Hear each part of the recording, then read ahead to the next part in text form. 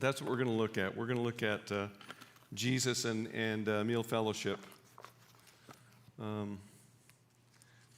Couple of lists first. There are 40 people of name in Jesus' life in the Gospels. I'm not going to read them all, but there are 40 people who we know their names in the Gospels.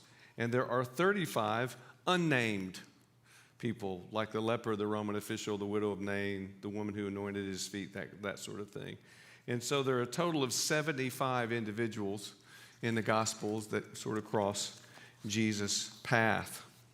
15 times there's a reference to meal fellowship, and I will read those to you. The first one is the wedding feast at Cana. The next one is the feast at Matthew's house. Luke calls that a big feast, a grand banquet. And then a feast we're going to look at tonight, the banquet at Simon the Pharisee's house. Then there's the feeding of the 5,000, the feeding of the 4,000. There's the meal with Mary, Martha, and Luke. There's a meal with an unnamed Pharisee. We're going to look at that one. We're going to look at his 3 meals with Pharisees tonight. And a meal with a prominent Pharisee, which I think was probably either Joseph of Arimathea or Nicodemus in Luke 14. There's a reference to him having a meal with sinners in Luke 15. He has a meal with Zacchaeus.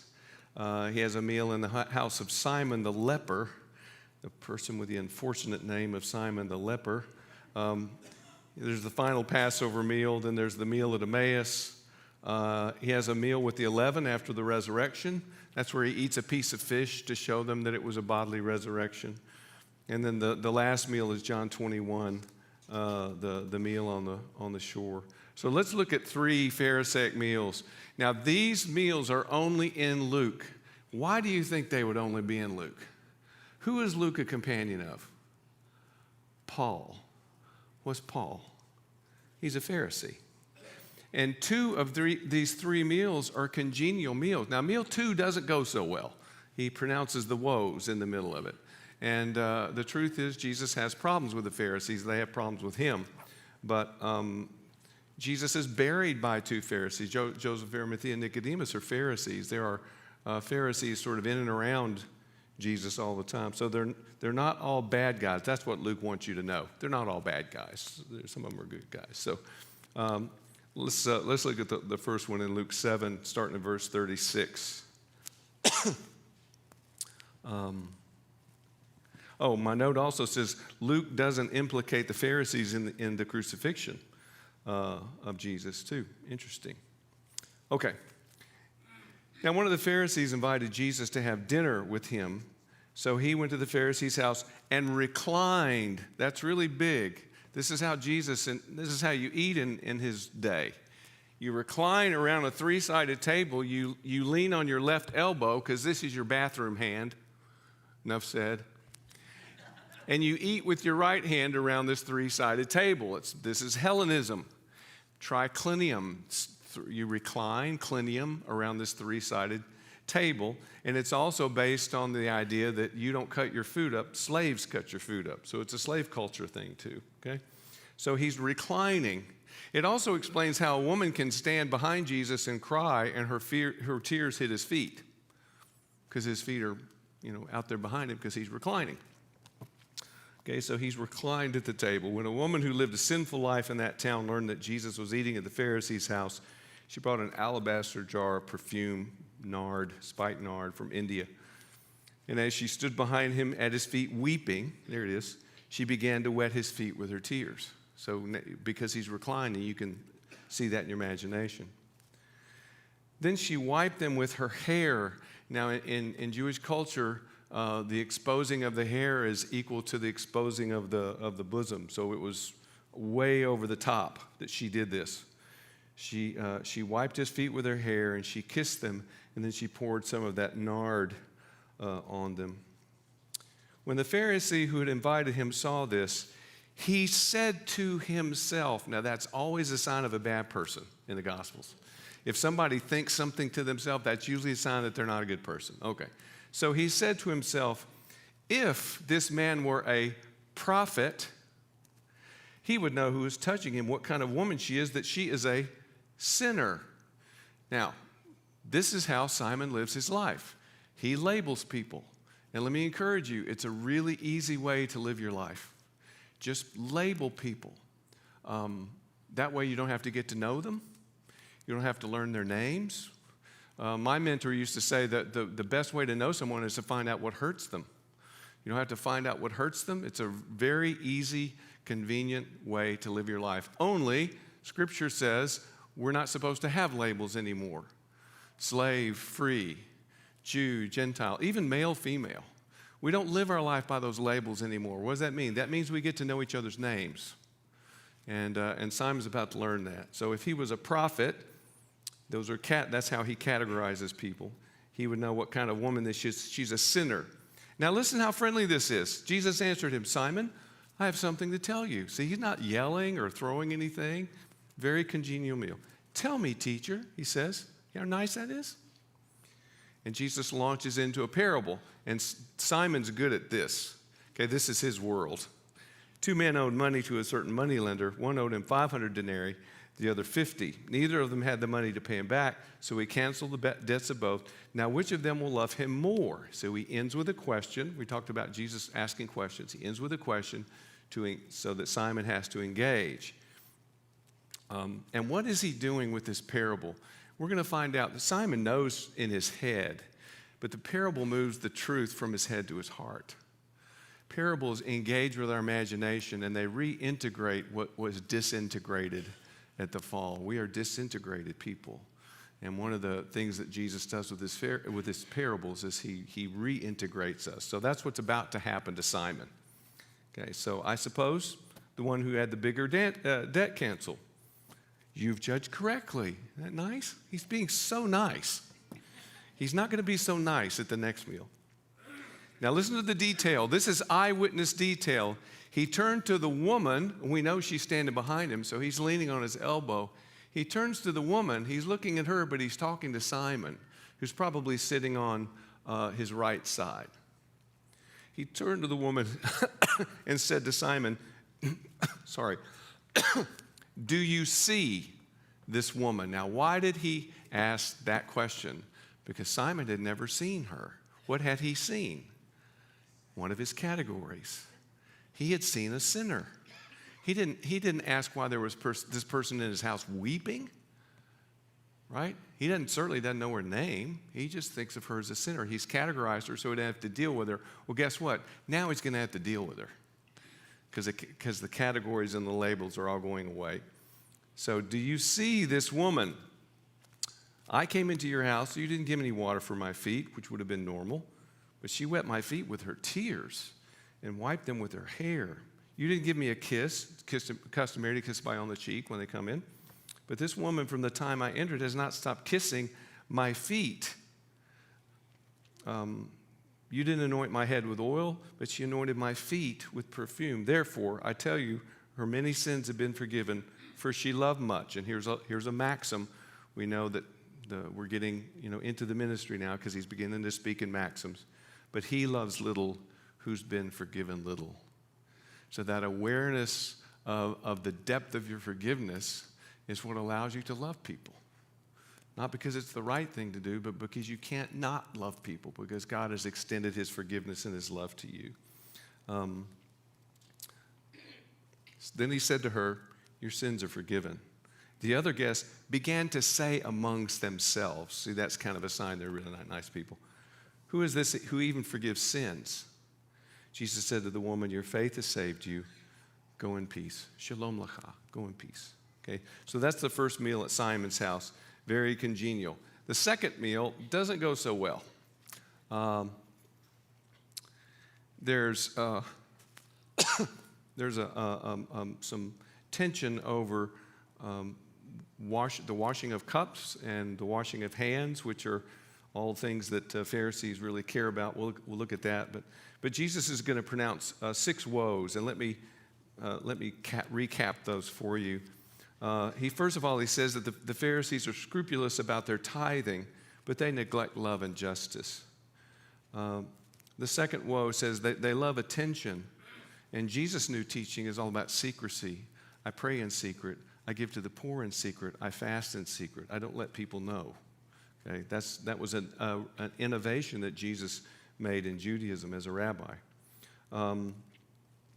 Thirdly, he says that they're unclean, like unmarked graves. And to tell a Pharisee who spends all of his time maintaining his cleanliness that he's unclean, that's not good. And then there's this little humorous moment. One of the scribes says, don't you know that you're offending us when you say that too? And then Jesus turns on the scribes, and takes 3 shots at them. He says to the scribe, you use your scholarship to make burdens.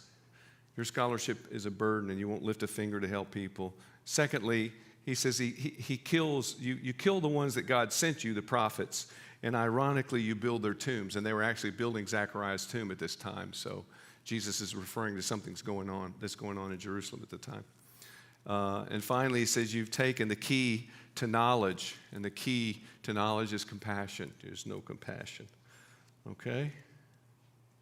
Okay, so let's look at this text. This is Luke 11. My note says, note that this conflict on the woes begin with Jesus not ceremonially washing his hands. That's where the trouble starts. Okay?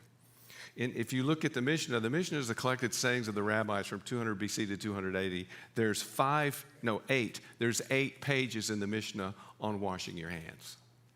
8 pages. Okay. It's all about getting it right. When Jesus had finished speaking, a Pharisee, we don't know the name of this Pharisee, invited him to eat with him. So he went in and reclined at the table. Do I have to get down on the floor and show you that again? You got it? Okay, thank you. But the Pharisee, noticing that Jesus did not first wash his hand before the meal, was surprised.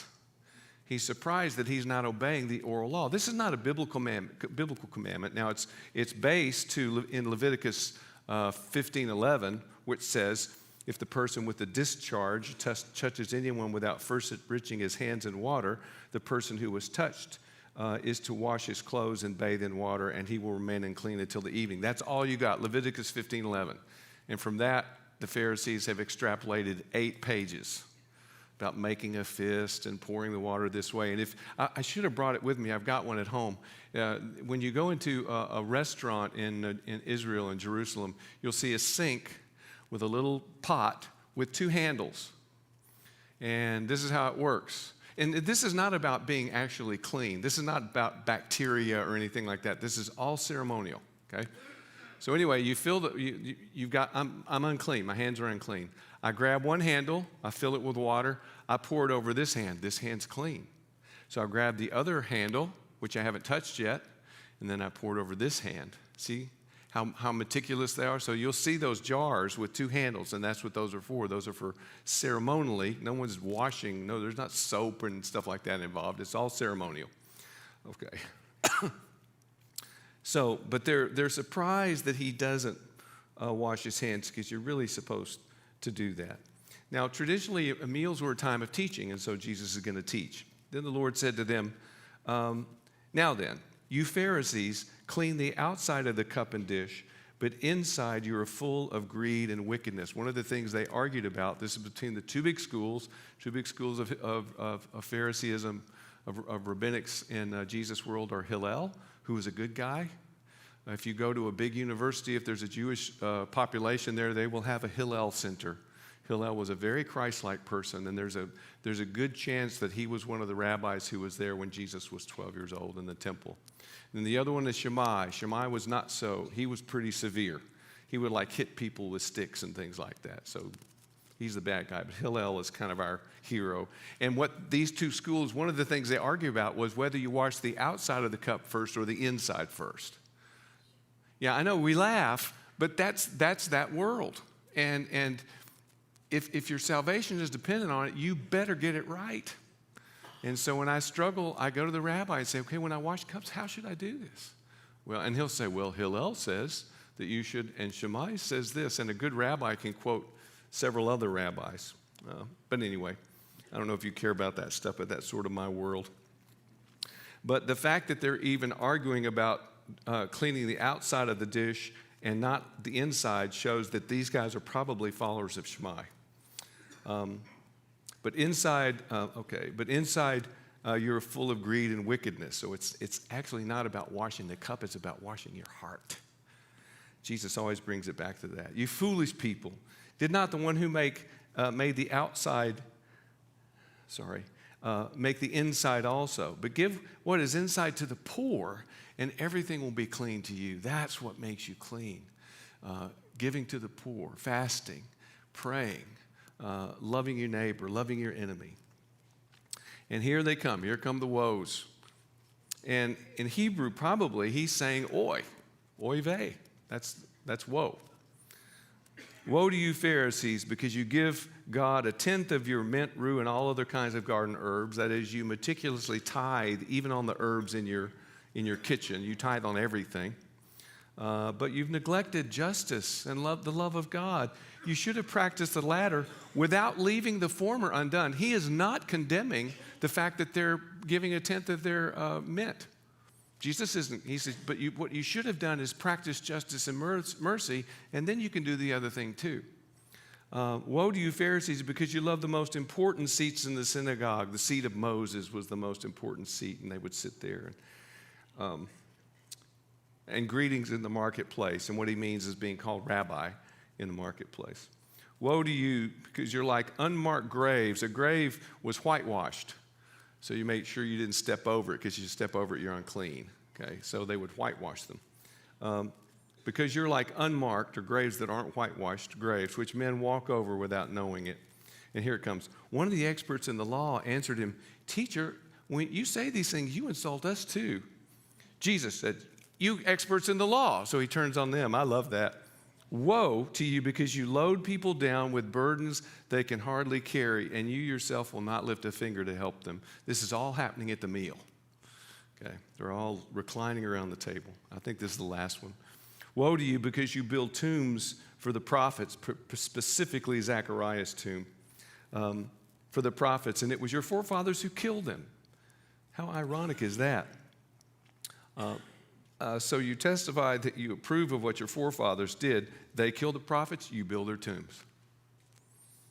Because of this, God in his wisdom says, I will send them prophets and apostles, some of whom they will kill, others they will persecute. Therefore, this generation will be held responsible for the blood of all the prophets that has been shed since the beginning of the world, from the blood of Abel to the blood of Zechariah. And what you need to know is the Hebrew Bible begins with Genesis, but it ends with 2 Chronicles. And so Zechariah in 2 Chronicles 24:20 was killed. So that's what he's doing. He's basically saying from Genesis to Revelation is what he's saying. Okay, so from the blood of Abel to the blood of Zechariah, who was killed between the altar and the sanctuary, which is the most holy place outside of the most holy place. Yes, I tell you, this generation will be held responsible for it all. Oh, and there's one more woe. Woe to you, experts in the law, because you've taken away the key to knowledge. You yourselves have not entered in with the key, and you've hindered those who were entering. When Jesus left there, this is the travel narrative between chapters 9 and 19. He's walking to Jerusalem for the last time, and Luke, every couple of paragraphs, will remind us as they walked along, as they were talking, after he left that place. It's called a travel narrative. So when Jesus left there, the Pharisees and the teachers of the law began to oppose him fiercely and to besiege him with questions, waiting to catch him in something that he might say. And that's what basically the rest of the ministry looks like. And here's one more meal. This is a congenial meal. I bet you haven't seen this as a congenial meal, because we all just assume that the Pharisees are all bad guys. But I think Jesus is giving them friendly advice on how not to be embarrassed by sitting at the wrong place at a meal. See what you think. And I think it's Nicodemus or Joseph of Arimathea, because it says a prominent Pharisee. One Sabbath, when Jesus went to eat in the house of a prominent Pharisee, he was being carefully watched. They're watching everything he does. There in front of him was a man suffering from dropsy. Now, dropsy is a collection of fluid in your tissue. The Greek word for dropsy actually has the word water in it. Hudor is the word for water. And in a minute, Jesus is going to tell a story about a donkey, about water that falls into a well. So he's gonna tell a story that sort of relates to this man that he's going to heal. But my dad was a doctor, and I wasn't supposed to go in his office and look at his medical books, but I looked this up, and he had the Color Atlas of Dermatology, and it's not good. It's enormous swelling and fluid retention. That's what dropsy is. Okay, edema. So this man was suffering from dropsy. Jesus asked the expert in the law, is it lawful to heal on the Sabbath or not? And this is what they argued about all the time. And remember, I told you they came up with a solution. You must pick the way that choose the way that preserves life. They finally agreed on that. So if there's something, it's the Sabbath, and I can heal or not. If they're going to die, it's okay for me to heal. If they're not going to die, it's not okay for me to heal. That's work, okay? So is it lawful to heal on the Sabbath? But they remain silent. So that's why I suggest to you, this is a friendly meal. They're not going to start fighting. And in a minute, he's going to say something else, and Luke will say, and they remain silent. So they're not arguing. So my point is this is a relatively congenial meal. 2 of the 3 meals are congenial meals. They remain silent. So taking hold of the man, he healed him and sent him away. Do you see how the healing is like almost off stage? The miracle is not the point of this story. I refer to this as an unmiraculous miracle. That's how Jesus works usually. No lightning bolts from the fingertips, right? No Benny Hinn, be healed. Jesus just doesn't do that, except 2 times in Mark he does it. Sticks his fingers in the ears and shouts Ephphatha and all that kind of stuff. We looked at those 2 different ones, didn't we? Okay, so you've heard about that. So anyway, so the healing is, almost off stage. So he healed him, sent him away. And now here comes the sort of the lesson. Then he asked them, if one of you has a son or an ox who falls into a well, see there's the water, on the Sabbath day, will you not immediately pull him out? He says that after he healed him and sent him away. And they had nothing to say. They just, what can we say, right?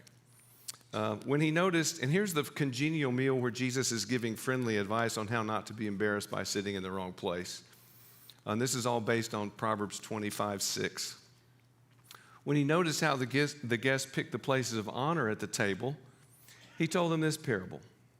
When someone invites you to a wedding feast, do not take the place of honor, for a person more distinguished than you may have been invited. If so, the host will invite both of you. If the host who invited both of you will come and say to you, give this man your seat, then humiliated, you'll have to take the least important seat. See, he's not shouting, whoa, he's not calling them names, he's not throwing things. He's saying, when you go to a feast, take the lower seat. This is friendly advice on how not to be embarrassed by sitting in the wrong place. And he's confronting their arrogance, certainly. But when you're invited, take the lowest place, so that when your host comes, he'll say to you, friend, move up to a better place. Then you'll be honored in the presence of all your fellow guests. And here's the maxim. For everyone who exalts himself will be humbled, and he who humbles himself will be exalted. Okay? So those are three meals. Now I want to look at the final meal, where Jesus washes their feet. And I saved this for the very end because I think Jesus washing the disciples' feet, it was really, apart from the crucifixion and the resurrection, it's really the defining moment of his ministry. The washing of the disciples' feet. If you don't get that, you don't get Jesus. If you don't understand that, you don't understand Jesus. This is who he is. And he says as much to Peter. Now, you will hear people say, only John tells that story. And in a sense, that's true. The washing of the disciples' feet, John 13, John's the only person that tells the story. But there is evidence of it in Luke. And I like to say the Bible's accurate when it doesn't know it's being accurate. But listen to what Jesus says after the meal in Luke. This is in Luke 22. But you're not to be like that, he says. Instead, the greatest among you should be like the youngest, and the one who rules like the one who serves. That sounds like a person who just washed somebody's feet to me. Is it not the one who's at the table? But I am among you as one who serves. I think that's what he said after he washed Peter's feet and washed all their feet. Okay? So let's look at the John passage, John 13. And then I'll I will be quiet. If you can possibly imagine that. My mother said you were born talking. John 13. Now, I suggest to you, we know that John was written last. Peter's been dead for 30 years when John writes his gospel. Matthew, Mark, and Luke, they don't tell this story. And they all know this story. I suggest to you that they can't bring themselves to tell you this story because I think it's too humiliating. I think it was really hard to tell this story about Jesus washing feet because this isn't, I said this before, this isn't ceremony. This isn't grabbing one handle and pouring one hand and this is putting a towel around your waist and washing the crud out between someone's toes who's just stepped in a pile of donkey poop or whatever. You know, see what I'm saying? This is what a real slave does. This is, yeah. And I think John's the first person that can bring himself to tell you this story. Matthew, Mark, and Luke know it. They just can't bring themselves to tell it. So this is 13:1. It was just before the Passover feast. Jesus knew that the time had come for him to leave this world and go to the Father. Having loved his own who were in the world, he now showed them the full extent of his love. Now that's huge. Now, let me ask you a question. The full extent of Jesus' love, is that a lot of love? That's a lot of love. How does he do it? He does it by this very small thing, this very humiliating thing. But it's in a sense, it's a miracle. He's showing the full extent of his love by washing their feet. This is an incredible moment. The evening meal was being served. The devil had already prompted Judas Iscariot, son of Simon, to betray Jesus. Simon has the money in his pocket. Let's just say it that way. When Leonardo da Vinci painted The Last Supper, Simon is sitting there. He's got the money bag in his hand. So Leonardo had figured this out too. When they're sitting, when he washes Judas' feet, Judas has the 30 pieces of silver in his pocket. Just think about that. So Judas had already, we know that he'd gone earlier in Matthew and said, "What will you give me if I hand him over to you?" 6 days earlier, that's Matthew 26:14 if you're writing down notes. 6 days earlier, Simon had gone to the high priest and had gotten the money, which, by the way, is the price of a slave. 30 pieces of silver is the base price of a slave. So Judas sold Jesus as a slave. If you're going to act like a slave, I'm going to sell him like a slave.